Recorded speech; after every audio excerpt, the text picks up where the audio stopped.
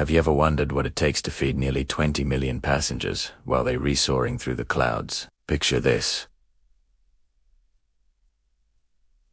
Somewhere in Singapore right now, a culinary operation worth $500 million annually is orchestrating one of the most complex food services on Earth every single day.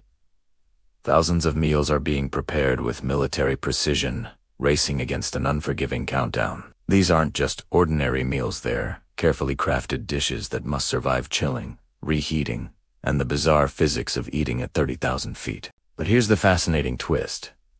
Your taste buds don't work the same way up there. What tastes perfect on the ground can become disappointingly bland once you're airborne. So how does Singapore Airlines manage to serve delicious food that actually satisfies passengers in the sky? The answer lies in a massive catering facility operating 24 hours a day, 365 days a year, where precision meets creativity in the most extraordinary ways. Inside the world's busiest airline kitchen.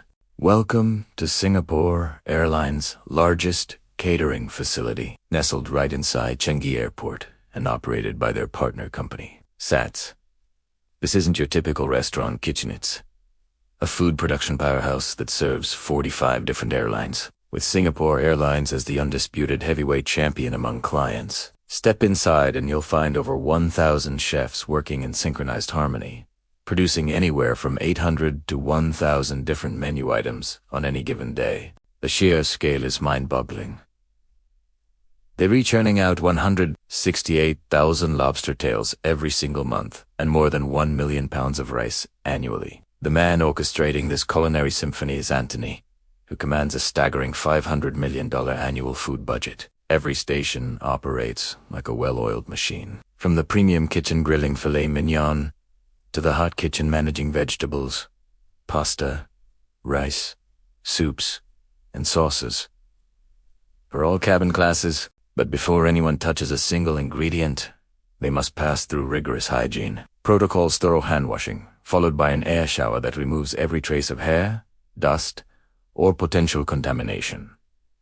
This facility doesn't just cook food. It engineers an experience that begins on the ground and culminates miles above it. The complexity of global menu creation, creating airline food, is simply about cooking it about designing edible experiences for passengers from 77 different departure cities worldwide. If you're boarding in Singapore, you might enjoy traditional chicken rice or authentic hawker-style soup. Departing from New York City, expect something entirely different, like a sophisticated smoked trout salad that reflects American culinary preferences. This geographical customization demands incredible planning, with each new dish requiring 9 to 12 months from concept to execution. The menu complexity multiplies when you factor in cabin classes and cultural diversity. First-class suites passengers enjoy luxury options, including caviar, lobster thermidor, and tender beef cuts, while economy travelers receive carefully designed meals cooked in larger batches, featuring dishes like spicy fish with vibrant blue rice, regardless of where you're seated.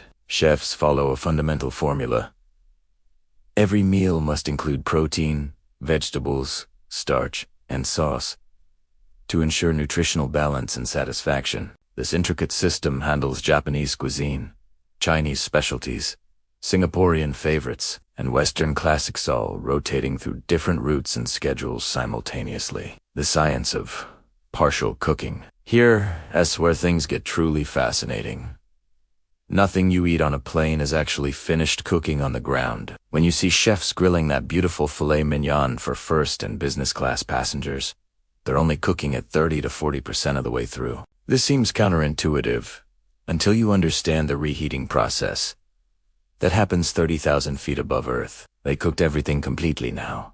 Your meal would arrive overcooked, dry, and utterly unappetizing after going through the aircraft's heating cycle. Flight attendants become the final chefs in this aerial kitchen, applying residual heat between 150 and 160 degrees in compact aircraft ovens. Even vegetables receive this special treatment. They're cooked to an al dente firmness, maintaining that satisfying snap when broken. As these partially cooked items cool down, they continue their cooking journey internally until reaching the precise core temperature required for food safety standards. The moment anything comes off the heat, It travels down conveyor belts, straight into blast chillers that instantly halt the cooking process, preserving texture and flavor at exactly the right stage for their airborne transformation. Mass production meets precision. Watch the rotating omelette station, and you'll witness culinary choreography at its finest. Pre-cracked liquid eggs get pumped in perfect portions into individual pans, where chefs, stationed around a circular table, cook, flip, fold, and stack somewhere between 6,000 and 7,000 omelettes, daily, mostly destined for economy passengers' breakfast service.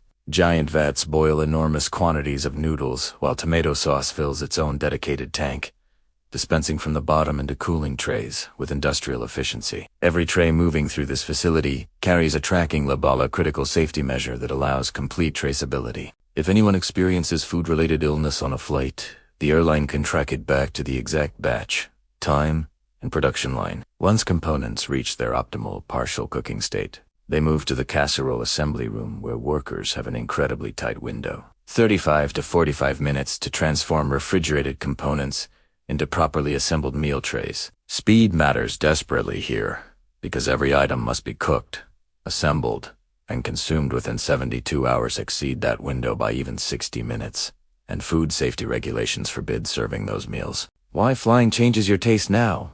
Let us address the elephant in the cabin.